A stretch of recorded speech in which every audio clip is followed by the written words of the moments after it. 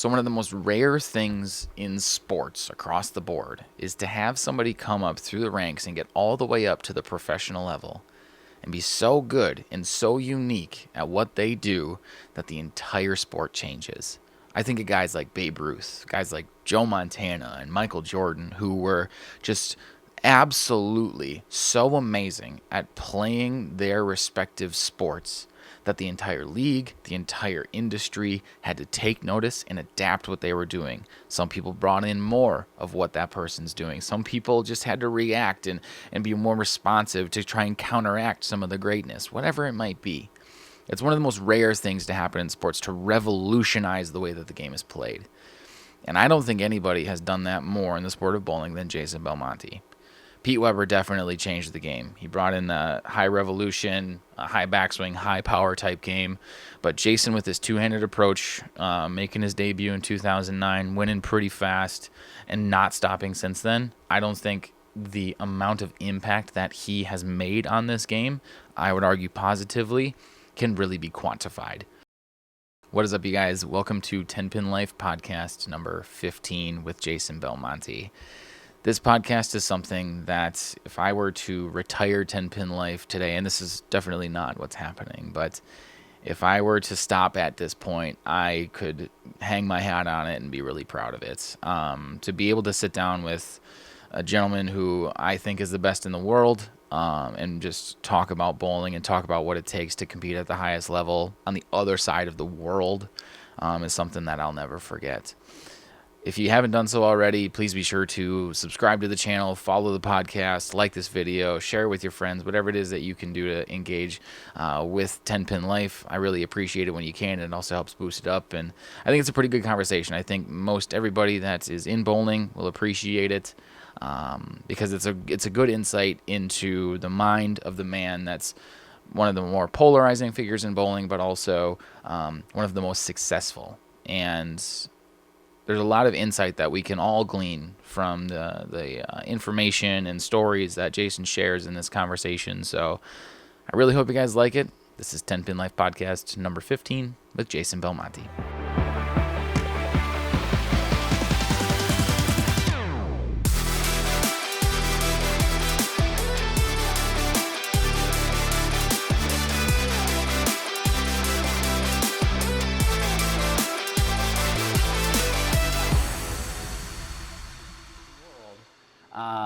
I'm really just hoping to learn more about you as a person and as a bowler. And I know that you've done a lot of sharing your story, especially from like when you were first picked up a bowling ball up until the point on the PBA Tour. And that's really kind of where I want to put the initial focus after I ask you a strange questions to start, because sure. I always start these in a weird way. You're from Australia. I believe you're from the western side of Australia, correct? Eastern side. Okay. 50-50 guess. You know, you got it wrong. I'm glad you did your research before you came. My best friend's family, they're from the Perth side of Australia. Okay, that's Western Australia. Yes, yes. What is the scariest, most deadliest thing that you've ever encountered in person back home? Probably just a brown snake. Okay. So they're pretty bad. Yeah. And they are, I wouldn't say rampant where I live, but there's a few of them. So I definitely don't like seeing them. But I was at my uncle and auntie's place, and they have they live on an orchard. They grow apples. So we have dams on the property, and I took the bike out and I just went and was kind of chilling by the dam, and I was just laying on the bank of the dam, just the sun was beating down. It was just a really nice day. And then I just felt this really weird thing over my left shin. And as soon as I felt the second movement of it, I knew exactly what it was. And all I was thinking was just, please don't be a brown snake and don't bite me. And I kind of slowly popped my eyes open and looked down my leg, and there was this brown snake. It wasn't that big. It was probably only about that big. Yeah. But I stayed as still as possible and was just like, please, because they can stay in one spot for a really long time. Sure. And just kind of sunbake themselves. So I was like, oh, please don't be here to like relax, you know, be on your way home or something. And it was probably a couple of minutes later. It felt like an eternity, and then Yeah. it just kind of slithered off my ankles, and away it went. And I just went back to sleep. Thank God that's over. That's just one of those things. As an American, you're always told that Australia is the land of all of the things that want to just kill you in nature. So Yeah, I mean, it's definitely portrayed like you can't take a step out your front door without getting bitten, or stung or something like that by something. But it's not that bad. It's, there are spots where you definitely want to be wearing boots and protective clothing. But you want to go down the road, you'll be all right. Be all right. Awesome. Well, yeah, like I said, I just like to start these out in just interesting ways and see if I can find something that you haven't been asked in an interview before. No, well, look, I'm an open book, so ask what you want, and I'll give you an honest answer. So when I talked to Tim Mack back a couple months ago, he kind of mentioned that he was a part of like the recruiting process for yourself back when you were a teenager, and I believe that you got your first pro contract at 16. Is that roughly correct? No, not entirely true. Okay. So this is my 20th year with Storm. Okay. So in 2002 was when I first signed a contract. Now I met Timmy when I was 16. And so that was 1999. So it took a few years before I actually signed an official Storm contract. But I was 16 when Timmy first saw me. And I knew who he was and just idolized the guy. And I didn't know a lot of the story after we met, right? Because I went back home and, it's not like phones and emails and stuff like that today, the internet. So I didn't know any of the story until a few years later when Timmy was like, all right, I've got your contract. Let me tell you how this all came about. And it was just really cool to hear how excited he was to meet me and see me bowl, and how excited Bill Crispin was. So yeah, that was a long time ago. Yeah, a lot of people like on tour, I don't think they realize like how long I've known Timmy for. It's been a really long time. There's probably no one else on tour that has seen me bowl more balls than Timmy Mack. Yeah, I mean, you guys probably had some circles that crossed pretty significantly there, but in the 2000s, really. Well, he kind of took me under his wing for a lot of his amateur career. We traveled together. He would tell me what tournaments I should be going to. He would introduce me to people, and that was for years as a late teenager, early 20-year-old kid, just kind of experiencing this life of traveling and competing, and how to organize yourself and structure it and how to compete. And I was able to watch in my opinion, one of the greatest ever throw a ball down the lane, do it so well. Yeah. So like that time between, because 2009, I believe, was your first PBA title at the Long Island Open, if my memory serves me right. Yeah. See, I did some research. Yeah, you did some. Yeah. So you've basically got a decade in there where you go from discovered to this guy who's throwing it different than everybody else, that Randy Peterson can't stop talking about how crazy this is. And it's essentially the first time, even though Aussie had been around and there's some other guys doing it unique, but 2009 was like the breakthrough. What was that decade like? Like, what did you do? Like, how did you come to be the bowler that you are in your 20s? Yeah, I mean, I think my path and my journey was probably a little bit delayed to come on tour than some of the guys that are out here now. Like, we've got Anthony Simonson, who was 16 when he came out and bowled his first PBA events, and EJ Tackett was in his really early 20s. And there's a whole lot of guys that kind of fall into that category. And I was still bowling in Australia and the occasional event, in Asia. But I'm really glad I kind of took the detoured path, because the first portion of my amateur career, obviously whilst being in Australia, my first international portion was through Asia. So I bowled all through Thailand, Philippines, Singapore, Malaysia, Indonesia, and I got to experience and see those types of environments, those different oil patterns, different style of play, different formats. And then from there, I was able to then take the next leap, which was to Europe. And then I was able to compete all through Europe and see another environment, another class of player, a different style of player. And I learned so much from each part of the world on how to play the game of bowling. And I'm really grateful for that, because I don't know if I had have just been, from when Timmy met me, a 16-year-old kid and just kind of said, hey, let's bring you to the States and let's see if you can compete on tour.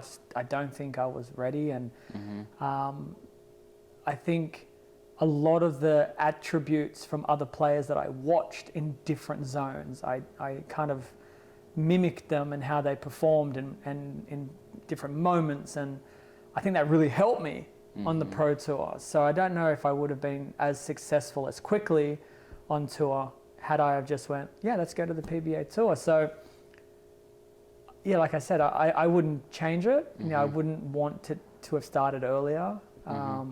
And I've had some like ridiculously amazing experiences. My wife and I, we moved to Europe for a year, lived in France to bowl on the European tour and do some traveling. You know, I've lived in Sweden. I've traveled to over 50 countries in the world. And, you know, it's, again, an experience that had I have gone on tour right away, I don't know if I would have done that and experienced what I have. And I'm really, really grateful. There's two ways I want to go, but I'm going to stick to the bowling route for now because I think Kimberly will come up in a lot of different stories that you'll be able to tell, and I'm really curious about being a dad and doing this too. Is you kind of mentioned it in there, like guys that you mimicked, you know, guys that you watched and tried to do what they do, which you're that guy now. But when you were growing up, who was your bowling idol? Who was the guy that you really wanted to emulate? Yeah, I've had a few. When I was really, really young, the best bowler in my hometown, his name was Peter Brown. He had a comb over. He was a lefty with a wrist guard, and he bowled really straight, the complete opposite to me in nearly every sense. And man, he was the best in town. And you know, back then, if you were to average 210, that was out of this world. And because we were a small country town, bowling was new to our area. We didn't have 1,000 people over the years be bowlers and pass knowledge, and so everyone was really new at it, and this guy was just the best, and I wanted to be just like him. So I did my hair like him and wore my clothes like him. And then a little bit later I met the best bowler in Australia, and his name was Andrew Frawley, and we're still friends today. So I was only 13 when I met Andrew, and he was the best bowler in Australia, and I just watched him, and the way that he was just so like steady and controlled, I just loved it. And then I met Timmy, and Timmy's probably been my biggest idol in terms of how to win. I watched him compete in some of these events where I was averaging 180, 185. They were just impossible oil patterns, and he was bowling for the title. And just that passion and determination and that never give up attitude. And I really absorbed that into me, and it was a real joy to watch. And a lot of people, unfortunately, because this was again before YouTube was big and social media, we never got an opportunity to really see Timmy in his prime, and I was fortunate enough to watch a lot of it, and it was impressive. It was so fun to watch. So between those three, they were definitely the early inspirations. And then I saw Norm Duke, and it was just like, I actually got my very first bowling ball because of Norm. He was curving a Columbia Purple Beast on a show, and he won.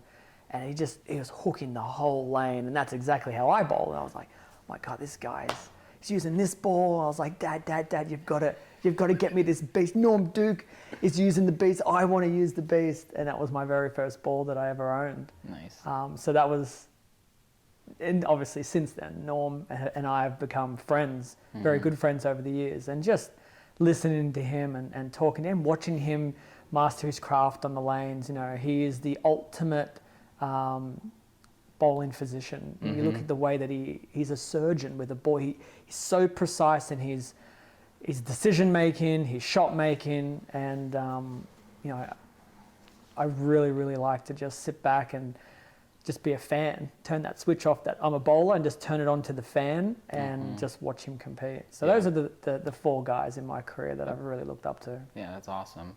And actually that's a great kind of transition, because you talked about like what it took, what you learned when you were in Asia and in Europe, and all of the opportunities to see more bowlers than probably most anybody ever really gets the chance to, in the way that they approach it in different conditions and different, just everything. Would you say that in that time frame before you make your breakout in the United States, was it more you were learning the physical attributes of the game, or was it more mental, or kind of a little bit of both? Like, is there something that stands out, like, I really learned this in that process? It honestly is a bit of everything. Sure. I think too many people look at an individual physical game and then compare it to another individual physical game, and if they don't look similar, they think there are no similarities just because they look a little different. And I've been the complete opposite. I try to find things in people's games that I really admire or that I think would work, and I find a way to incorporate that either into my own game or into someone I'm helping. And when you go and you see as many styles as I've seen across the world, there's brilliant players and no one looks the same, but they all have these commonalities. So finding them and realizing, hey, these 15 players, they're all very different, but man, they've got 1, 2, 3, 4, like 7 things. They all do very similar. Why am I not doing some of those? And then finding ways to mold that into my game. And that's across the board. That's lane play, right? Like, how are these people playing the lane? Why am I not able to play the lane like that? It's the way that they approach their mental game. Why are these brilliant bowlers so either calm or aggressive or whatever it is? What are they doing that I think I can incorporate? And I think the moment that you fall into well, you're so different, nothing about that will work for me, I think you're missing out on an opportunity to learn something. You just got to look close enough. And then obviously when you come on tour, you're just now in front of the best bowlers in the world, and all you're doing is like, I want to borrow that tool and I want to learn that one, and I'm going to steal that idea. And like you're just constantly seeing ideas, and then it's up to you to implement them into your own game and then get good at it. Yeah, for sure. And that was kind of where my head was going, is all right, now we're from 2009 to today. Was your first major in 2011? My first win, well, it's a little bit convoluted, because my first win was actually in 2013. Okay. When I beat Wes Malott for the USBC Masters. However, earlier I had beaten Mike Devaney for the Players' Championship, but at the time, the Players' Championship wasn't a major. And I don't know why, because it was prior, and then for like 2 years in the middle, they didn't have it as a major, and then they started having it again. Yeah. So the Players' Committee at the time brought that up to the PBA, and the PBA were like, yeah, why wasn't it a major? So they retroactivated that event as a major. Gotcha. So, but yeah, I mean, I will always still feel that match against Wes in Carolier in New Jersey will always be my first major, just because at the time it was to me, and that was a really cool match to be a part of. Really cool match.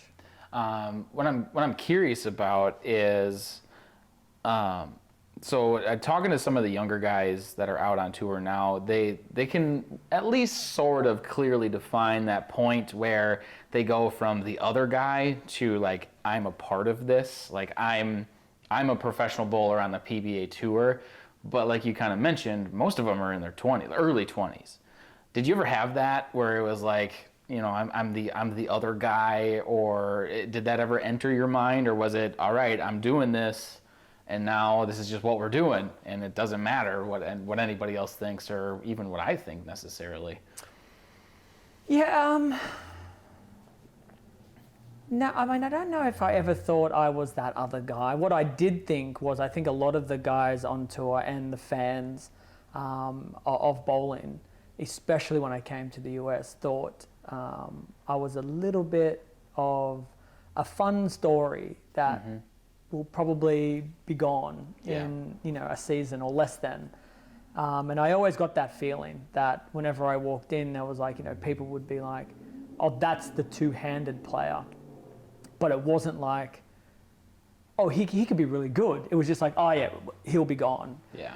And I got my first win on tour in my 8th event on the PBA tour. So it wasn't like I was on tour for a few years, making up the numbers, coming 50th every week, and then I had pretty quick success.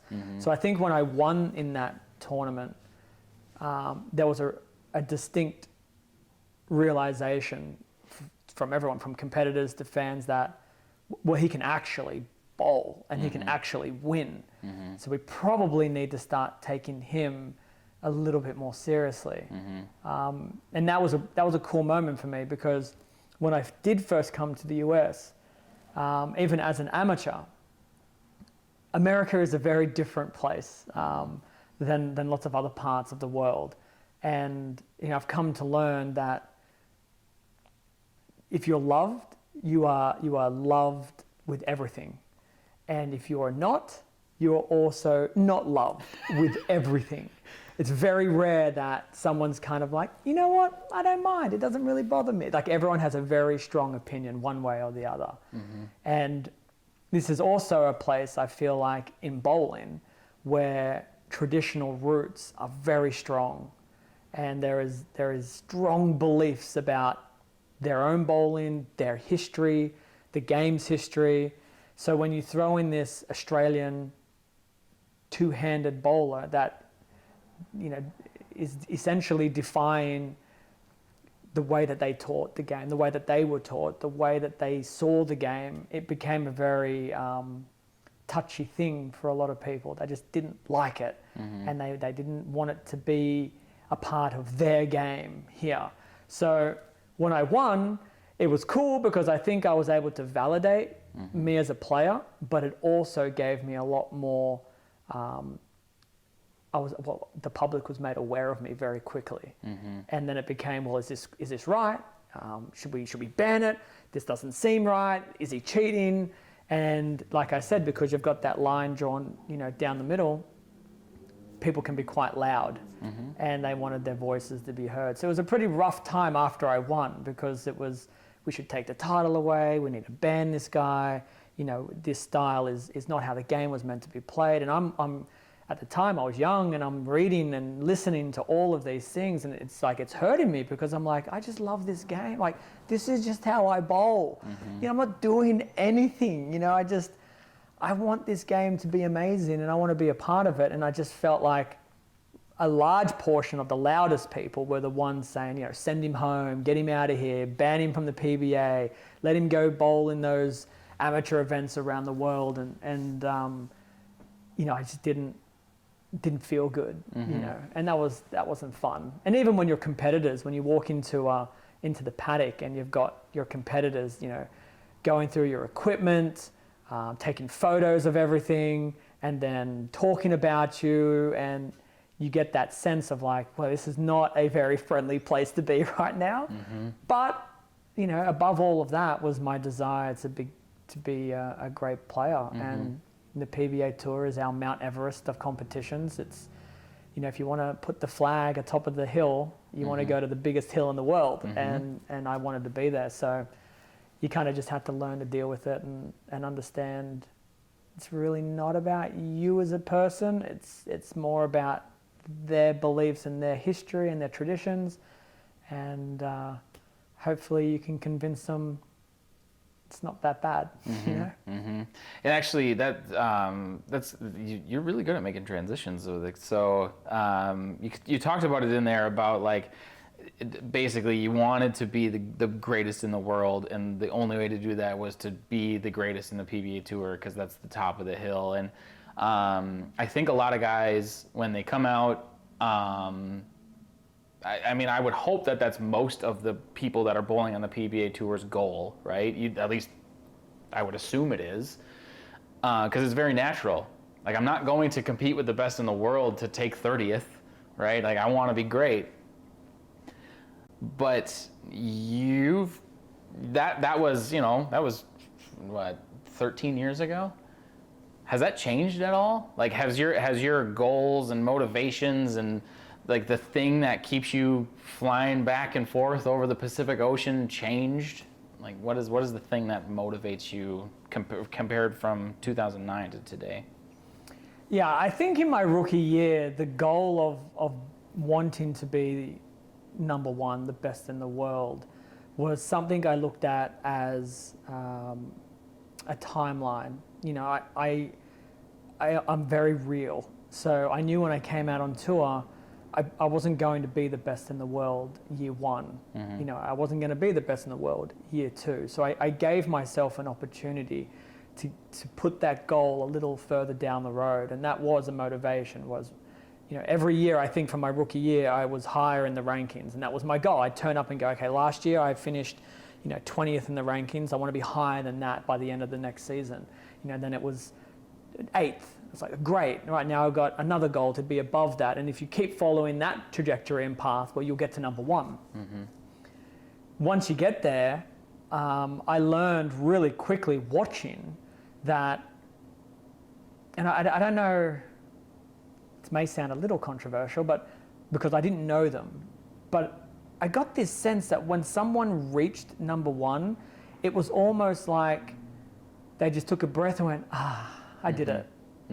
And whether it be the other people's performances or work ethics or skills were getting better, or that player at the top didn't push any harder because he was there, he thought he'd done it. It always seemed like that player would fall and another one would rise. And then that person would be there and then he would fall and then another would rise.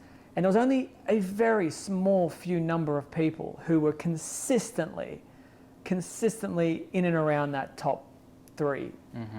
And I was like, I wonder why that is. So when I was getting there, I reached to be the number one. I was voted player of the year.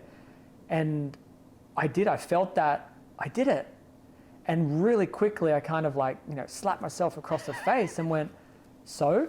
Well, so what? You know, that's today. What do you want to do tomorrow? And then it's like, you know, do you want to be 10th tomorrow? No, I want to be number one still. Well, let's continue that part. Whatever you were doing to reach number one, it doesn't stop. It's got to continue. And now your goal, yeah, you can continue to shift it and just say you want to stay at number one for another year, 2 years, 3 years. But now let's put some other goals in the path. And if you're accomplishing those, this number one in the world concept, well, that's just a byproduct of doing the other things. Sure.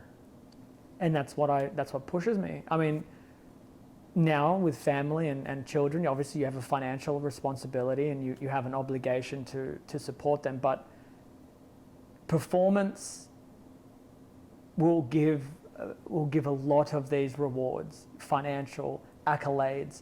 So you have to be able to not use those as, well, for me anyway, I don't use those as the motivator. That's not why I get out of bed. I don't get out of bed to make money.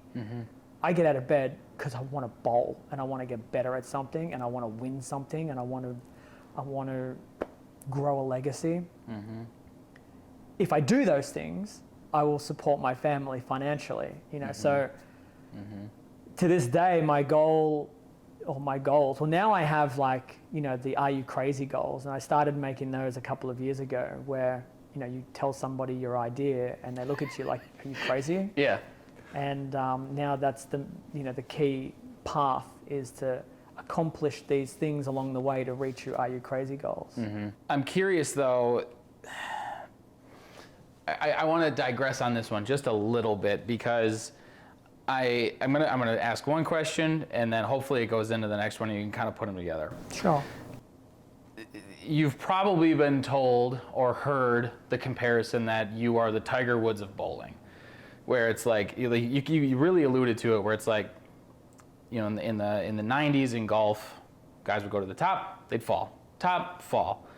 2001 hits, Tiger Woods hits the top, he's there for 20 years, just unstoppable force. The comparison is fair, and Tiger has been, you know, very open in how much his game has changed, the way his motivations have changed. With knowing that, and then ultimately those goals changing, like, what is the process like of continuing to improve? Like, how do you quantify what your process is to continue to get better? Like, what is the guy who is, by all intents and purposes, the best in the world at what he does, continue to get better? Well, I've never bowled a perfect tournament. And I don't mean by scores. I mean just in execution, in decision making, in lane play, in anything.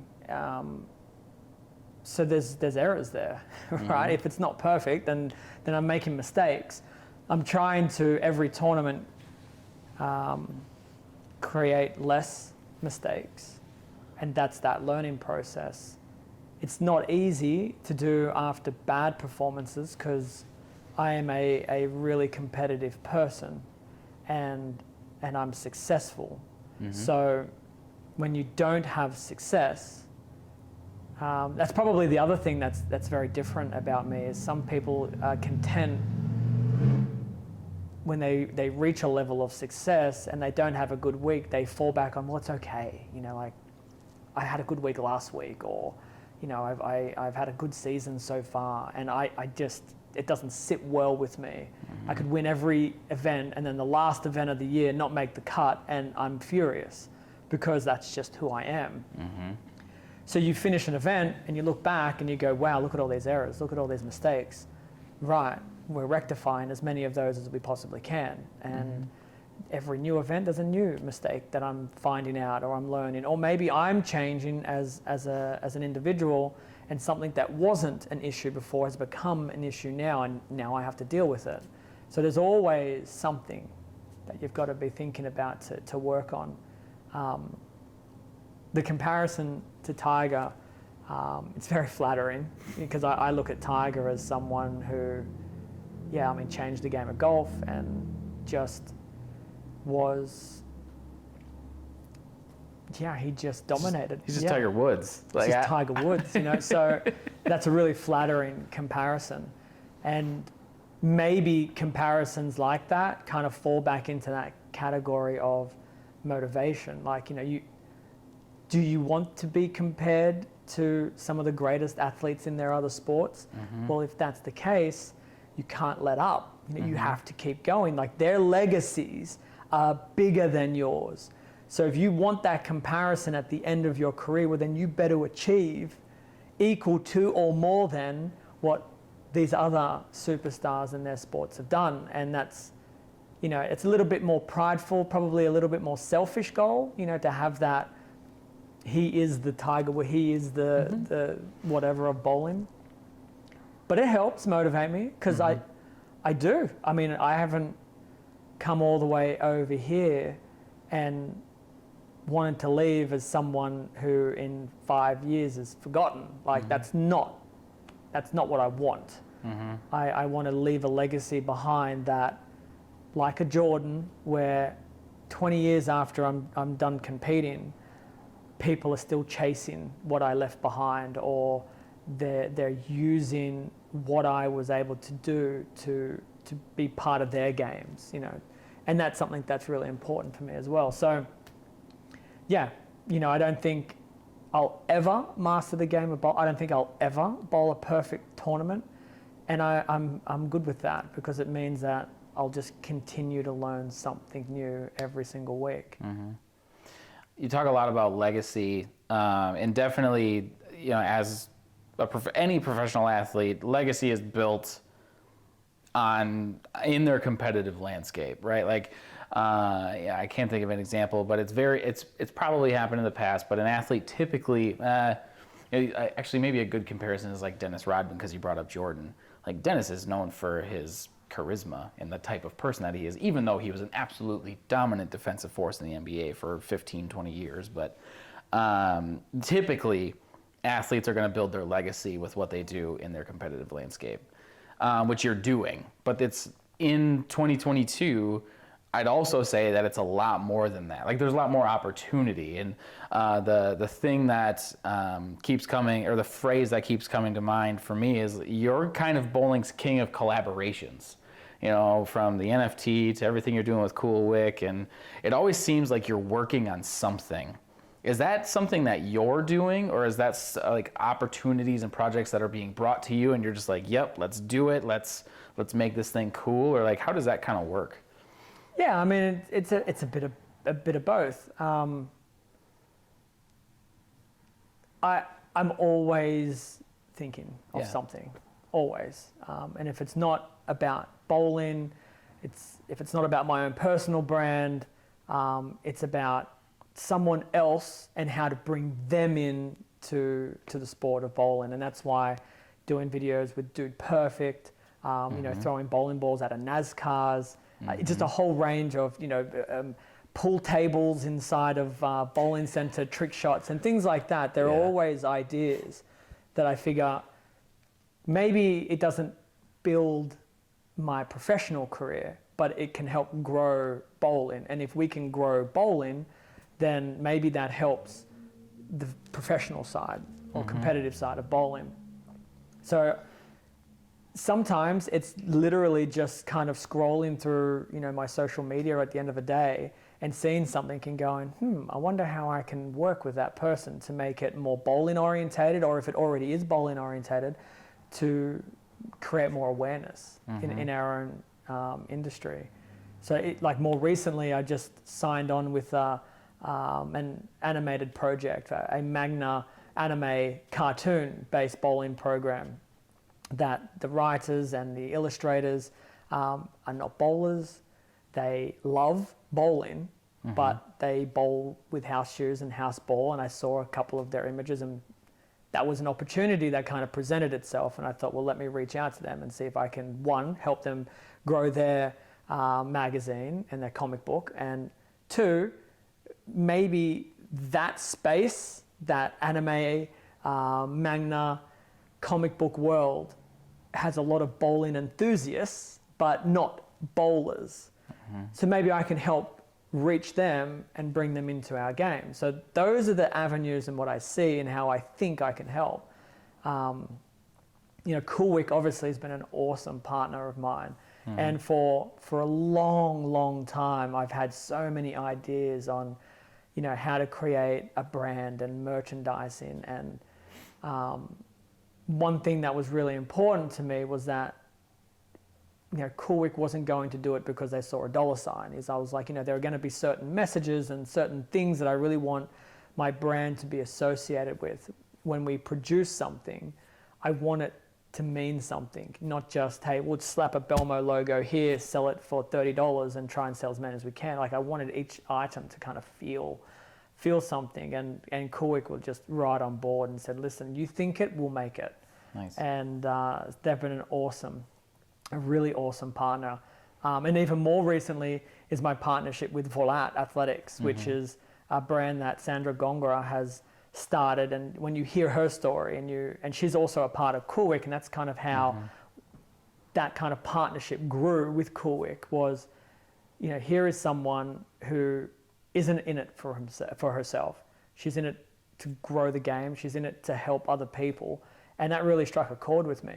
So collaborating with people like that makes you feel good too, because it's not about you. It's not about dollars in your pocket. It's about, at the end of the day, someone saying, hey, I saw your message and it really hit me and it helped me. That makes you feel good, you know? So collaborating, I try to be really picky, right? Like, I'm not trying to find, oh, I have 21 million Instagram followers. Here is a pillow. I want you to start promoting this pillow and I'm going to give you this much money. I tend to steer very, very far away. I mean, unless the pillow was super comfortable and I want to use it myself, right? You know, as I say this, I know people are watching this going, yeah, but what if they offered you $1 million? Well, no one's offered me $1 million to sell a pillow just yet. So, yeah, maybe that decision will be a little more selfish. But for the most part, you know, I'm working with people that they have an idea, and the idea is bigger than just dollars. That's my point I'm trying to get across. So, yeah, I'm looking at people on social media, and I see, you know, people creating their own products, or even the young guys with their YouTube channels and stuff like that. Like to me, I have no problem, you know, joining them. Yourself as an example. I'm sitting right here, yeah. You know, I have no problem being a part of it. I don't want anything in return for it because I think that's a part of my responsibility is, hey, here are these people who are trying so hard to make the game that I love better, and I'm in a position that I can maybe just kind of help, then let's do it, you know? And so far, no one's tried to be or try to take advantage by like saying, can we get you today, tomorrow, the day after? Can you do all these things? Like everyone's been really awesome. Just thank you so much for helping however you can. And that's another reason why I enjoy doing it, because it doesn't feel like I'm obligated to. It feels like I'm doing it because it's the right thing to do. I feel good and they're really appreciative. Is that something that you got kind of like that idea or that belief system? Did that come from mom and dad? Because you've grew up in the bowling center that's still home, and if I remember right, that they own it. Yeah, no, mum and dad are kind and beautiful people. And I suppose, you know, maybe at some level, seeing how they were with their customers and, you know, there was always a solution to someone's problem. Always. It was like, you know, hi, I don't have any money for league this week. I'm getting paid next week. Like there was always a solution where mum and dad would be like, yeah, let's work this out, you know, and even if it got to the point where they weren't comfortable anymore with the situation, they would never abruptly end that relationship and say, well, you can't come back anymore until you fix all your debts. You know, it was always like, no, let's work this out. Let's find a way to make it work. And that's, again, I think at some level I saw that day to day, week to week growing up, and I really appreciated that we don't know how everyone's doing, right? Behind closed doors. We see them in public. Now we see them on social media, but which is even more harder to tell what's really going on.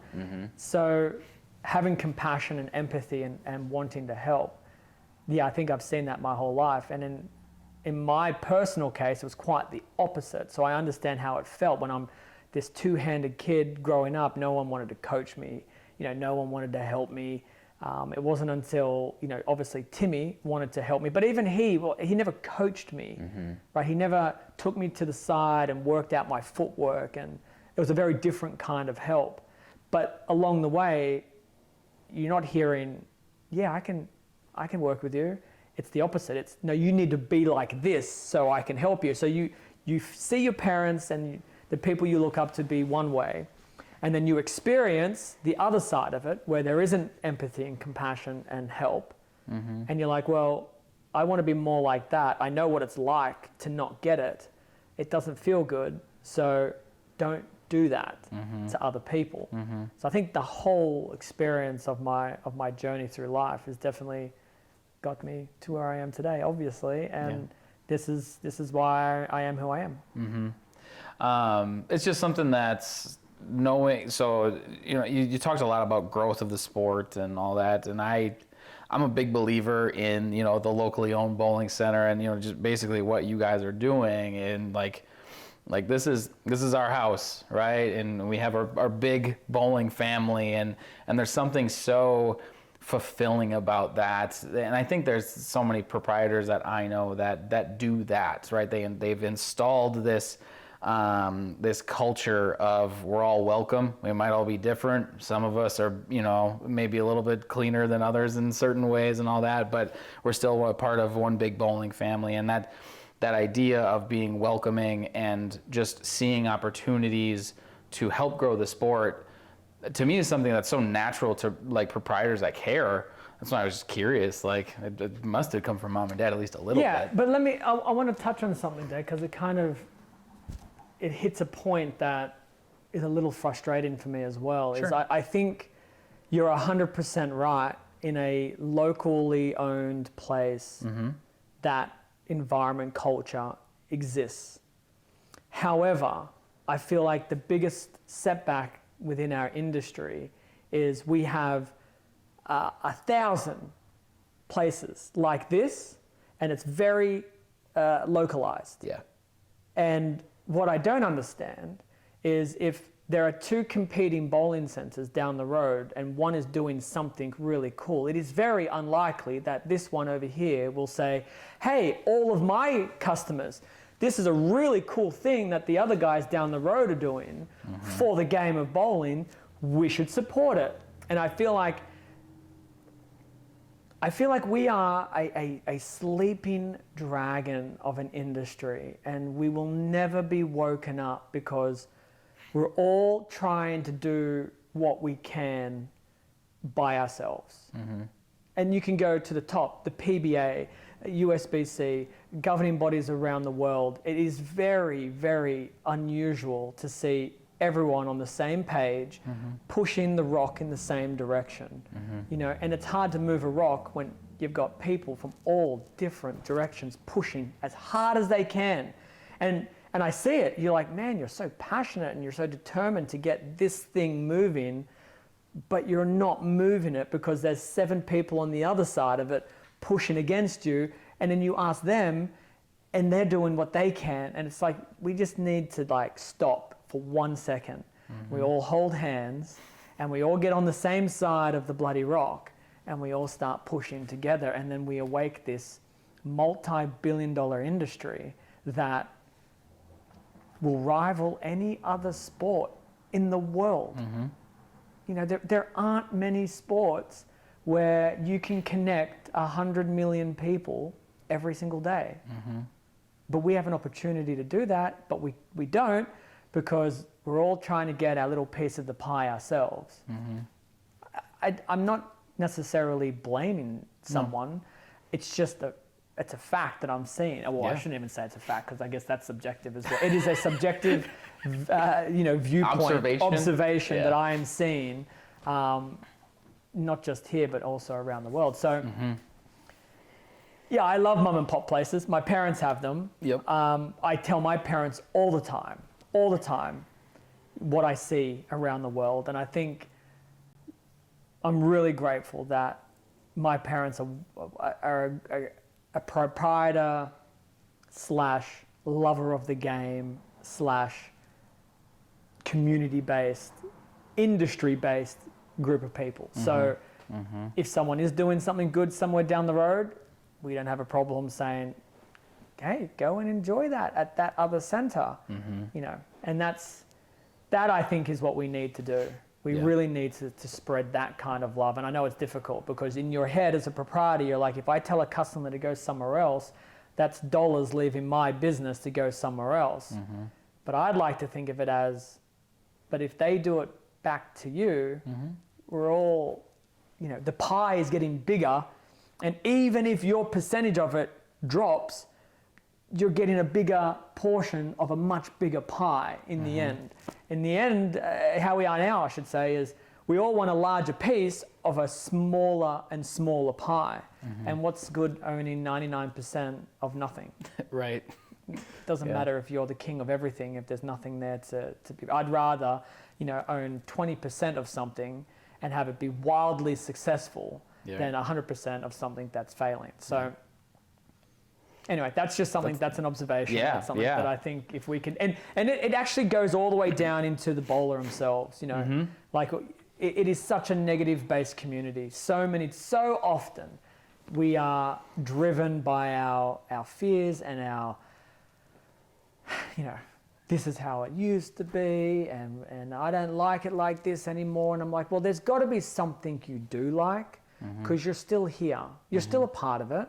So let's focus on that. And you know what? Those things that you don't like, absolutely, if we can make changes to improve them, but there's a better platform than just saying, this sucks. You're terrible. Right. Like, okay, tell me how or a solution to make it better. And if we do that as a collective group, all the way, fans, players, to the top of industry and organization heads, don't tell me, you know, we wouldn't be in a better spot. And I'm trying to do what I can, but I also feel like for every time I'm trying to push that rock, someone's pushing it from another direction. And then I'm trying to shift to say, all right, well, maybe I'll go this side with that person. 4 more people pop up on this side going this way. And now I'm like, well, I don't know which way I'm going.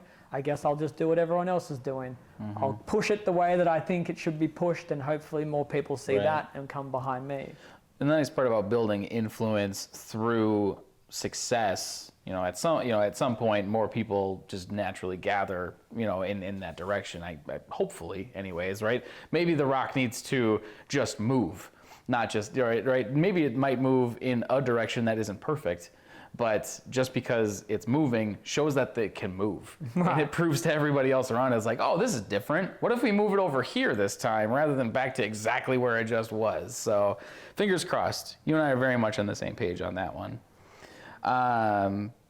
But I want to switch gears a little bit and use the metaphor that we were just using. You talk about pushing a rock. Well, you're a dad, and working with your family is just kind of the same thing, right? If you're pushing in equal and opposite directions, you're not going anywhere, and it's frustrating and all that. And that's, I'm a father of one, and I have one that's going to be here in like 2 weeks. Congratulations. Thank you. And we're learning that the hard way, and I'm sure that you are as well. And I'm curious though, like, what, I'm going to tell you a quick story. When you won the 2020 World Championship and the whole family was there, I don't want that to be taken for granted because of how few times that has actually occurred for you. And as a spectator, I was just so damn happy.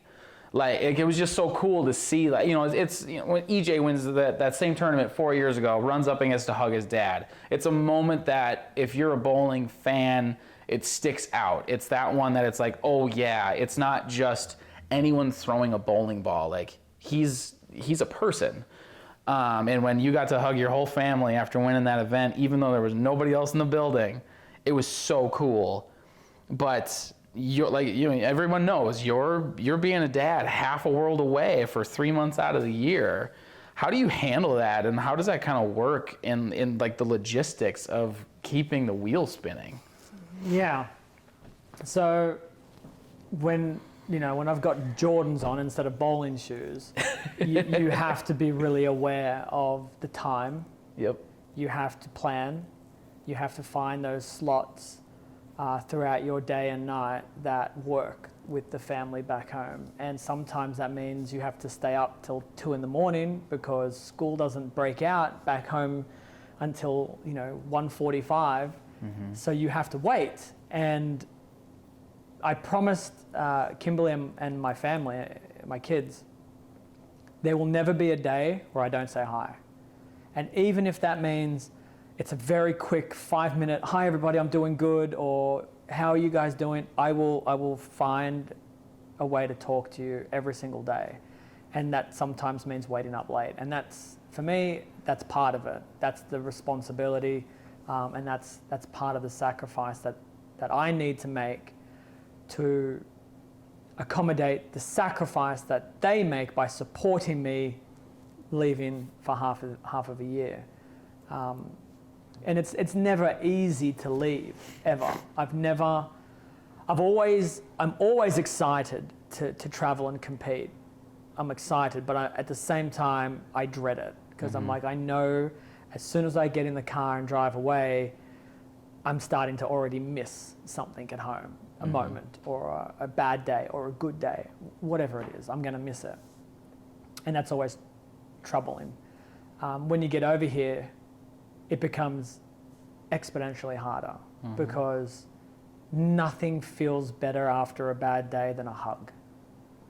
And that's for them and for me. When I have a bad day, no one cares. If anything, people are happy here. He bowled bad. This is good for me, right? Right. And when I bowl well, no one's happy because they want to win. So you don't get the hug either way, that complete, true support.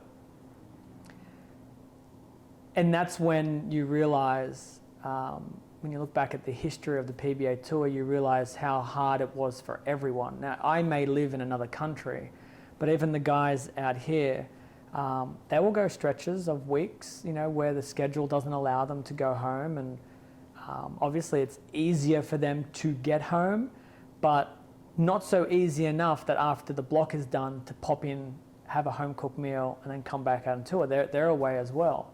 I think that's a very underestimated part of our game that the fans don't realize how emotionally taxing that is for us.